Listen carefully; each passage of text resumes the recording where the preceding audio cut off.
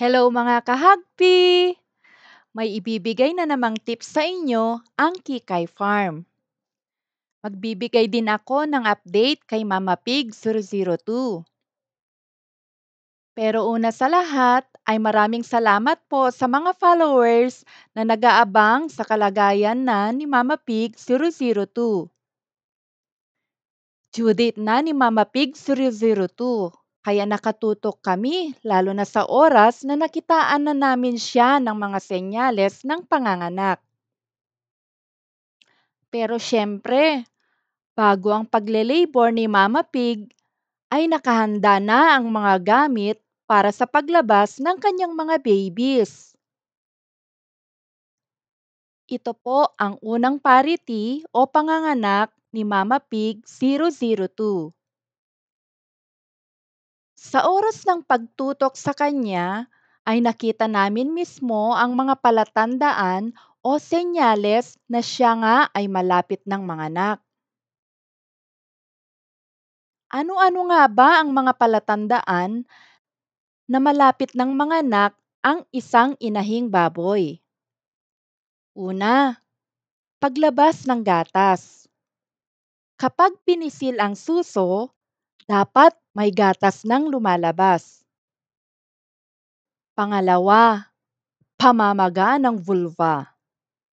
Namamaga at namumula ang ari ng inahin at may lumalabas na malinaw o madilaw na likido.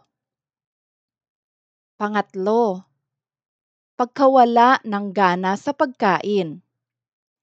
Hindi gaanong kumakain o ganap nang tumigil sa pagkain. Pang-apat, paghinga ng mabilis. Mas mabilis ang paghinga at tila hinihingal. Panlima, pagkabalisa at paggalaw. Nagpapakita ng pagiging balisa, madalas tumatayo at humihiga o naguhukay sa kanyang pahingahan. Pang-anim, paglubog ng tiyan. Mapapansin na bumababa o lumulubog ang tiyan ng inahin. Kung napapansin nyo ang mga ito, siguraduhin ninyong handa na ang lugar kung saan manganganak ang inyong inahin at laging nakaantabay upang matulungan siya kung kinakailangan.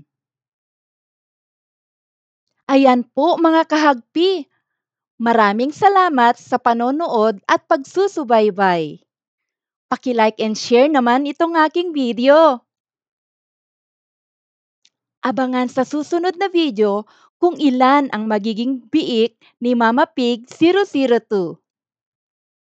Maraming salamat at happy farming!